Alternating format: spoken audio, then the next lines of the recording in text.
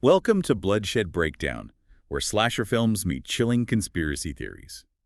We dive deep into the gore, mystery, and the sinister truths behind the stories you love. Grab your popcorn and prepare for the fright of your life. Today, we're taking a look at those seemingly innocent nursery rhymes, the ones we all grew up with, and asking, are they really as innocent as they seem? Well, let's just say you might never sing Ring Around the Rosie the same way again. You've probably heard the theory linking it to the Black Death, but it's worth revisiting just how closely the verses could align with that historical horror. Okay, break it down for us.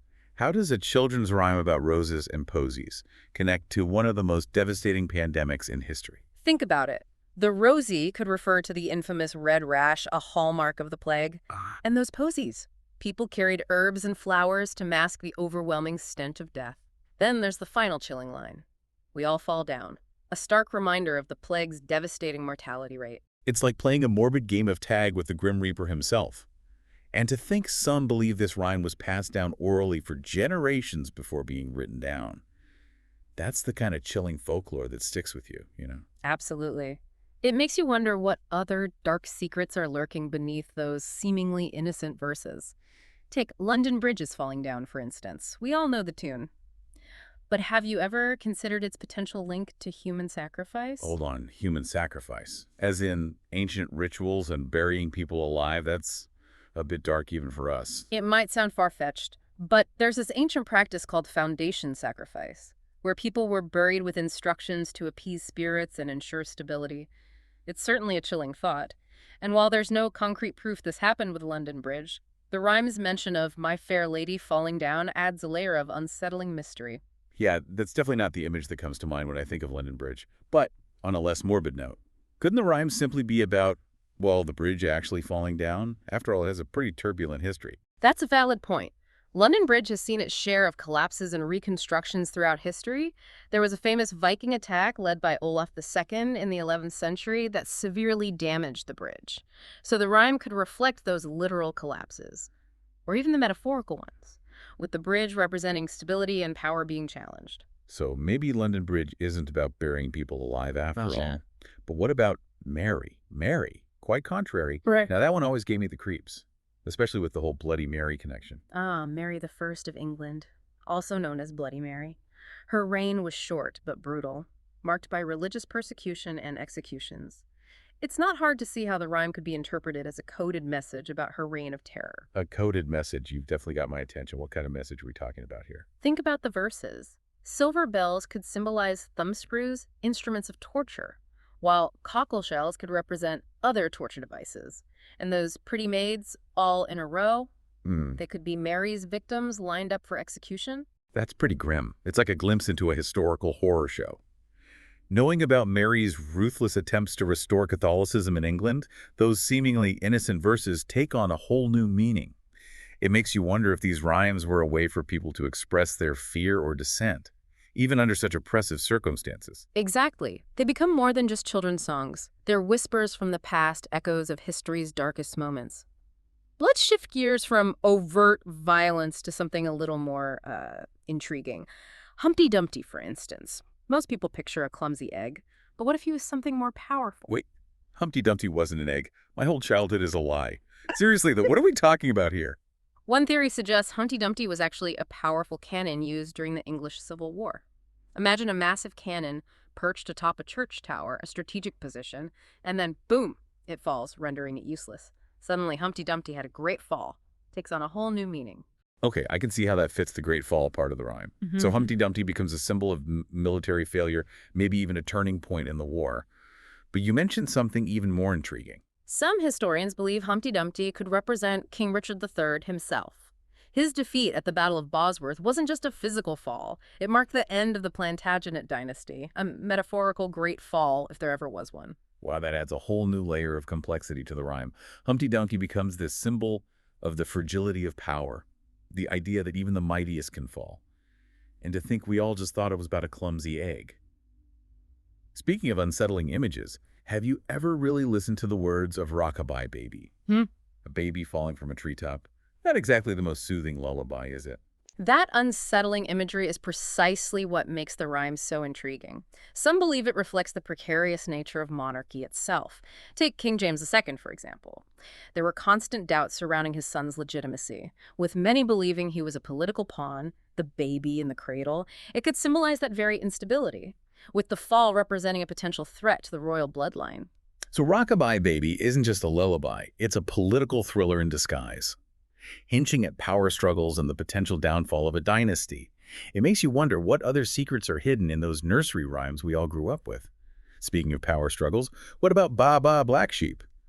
Surely there's more to that fluffy little rhyme than meets the eye. More than you might think. Ba Ba Black Sheep could be a commentary on the wool tax imposed by King Edward I in the 13th century. Imagine you're a farmer back then, working hard to raise your sheep and shear their wool, only to have the king demand a hefty share of the profits. That's adding insult to injury. So the master in the rhyme represents the king, right?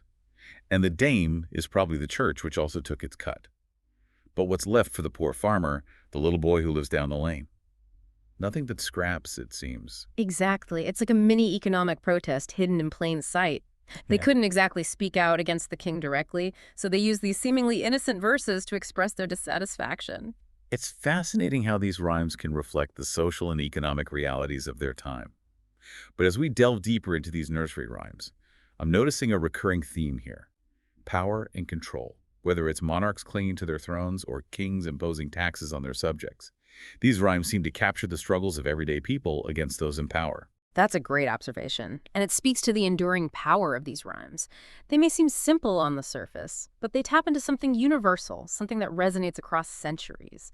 The fight against oppression, the desire for freedom and fairness, these are themes that are just as relevant today as they were back then.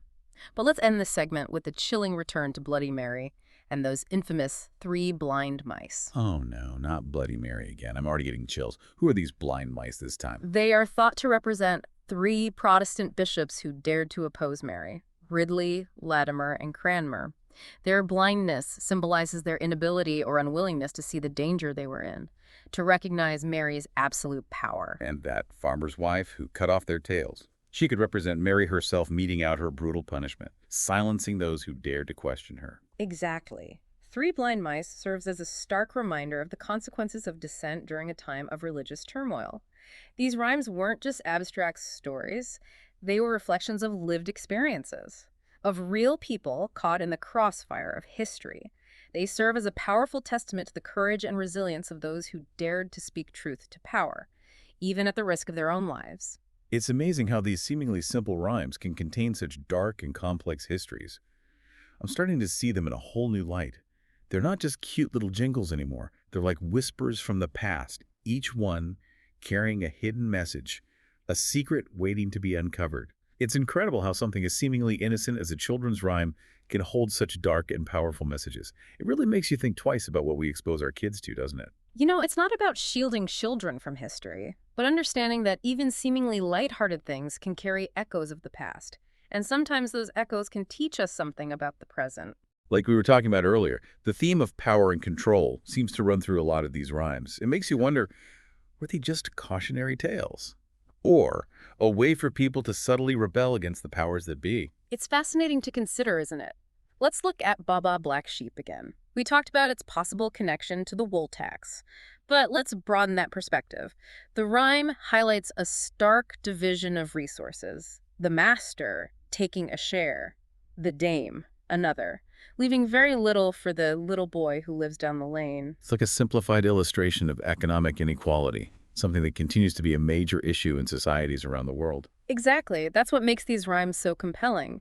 They act as a bridge between the past and present, allowing us to see how these age-old issues persist in different forms. That's a great point.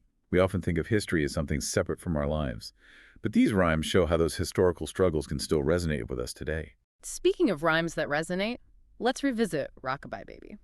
The image of a baby falling from a treetop is certainly unsettling. But when we consider the context of King James II and the doubts surrounding his son's legitimacy, it takes on a whole new meaning. You're saying the falling baby could symbolize the potential downfall of the monarchy, the fear of instability in the royal bloodline. Precisely. It becomes less about a literal fall and more about the precarious nature of power and inheritance. It's almost as if the rhyme is whispering a warning about the fragility of dynasties, about the forces that can topple even the most established institutions. It's like a secret message encoded within a lullaby, a warning passed down through generations about the ever-present threat to those in power. And to think parents have been singing this seemingly innocent rhyme to their children for centuries, completely oblivious to its potential political subtext. It highlights how history can be hidden in plain sight, woven into the very fabric of our culture. These rhymes become more than just entertainment. They become vessels of historical memory, carrying whispers of rebellion, fear, and social commentary. And sometimes those whispers can be downright chilling. Remember Three Blind Mice and its connection to Bloody Mary's reign. How could I forget? The image of those Protestant bishops, their metaphorical blindness leading to their gruesome demise, is certainly hard to shake. It really brings home the brutality of the time and the dangers of dissent. Think about the impact of a rhyme like that circulating during such a tumultuous period. It could serve as a warning, a reminder of the consequences of challenging the established order. It's like a chilling propaganda piece disguised as a children's rhyme. It makes you wonder, were these rhymes intentionally subversive? Or did their darker meanings emerge over time as people projected their own experiences and anxieties onto them? That's a question historians continue to debate. Were these rhymes consciously crafted as coded messages? Or did their darker interpretations arise organically as people sought to make sense of the world around them? Yeah, it really makes you wonder. It's like, are we just reading too much into these things? Yeah. Or were people really trying to send secret messages through these rhymes? Right. It's a fascinating debate, and there's really no easy answer. But I think that's part of what makes these rhymes so compelling. I agree. It's like we're piecing together a puzzle with only half the pieces. Exactly. And each interpretation adds another layer to the mystery. It's definitely made me look at these rhymes in a whole new light. I mean, I used to sing these to my kids without a second thought, but now I'm like, wait a minute, what am I really teaching them? Uh-huh. I think that's a good thing. It's about being aware of the layers of meaning and history that are embedded in our culture, even in the things we think are simple and innocent. You know what else is interesting? How these rhymes have managed to survive for so long. I mean, we're talking centuries. It's really quite remarkable. And it speaks to the power of oral tradition and the way these stories get passed down through generations. It's like they're part of our collective DNA or something. Yeah, I like that. So I guess the takeaway here is that nursery rhymes are more than just silly jingles. They're windows into the past. They're reflections of our fears, our hopes, our struggles. Absolutely. And they remind us that history is never really that far behind us. Well said. And on that note, I think it's time to wrap up this deep dive into the dark side of nursery rhymes. Thank you so much for joining us. Thanks for having me. It's been a pleasure. And to all our listeners out there, remember, stay curious, stay cautious. And keep those nursery rhymes close at hand. You never know what secrets they might reveal. Thanks for tuning in. Subscribe, review, and grab our merch at bloodshedbreakdown-merch.printify.me. Stay curious. Stay cautious.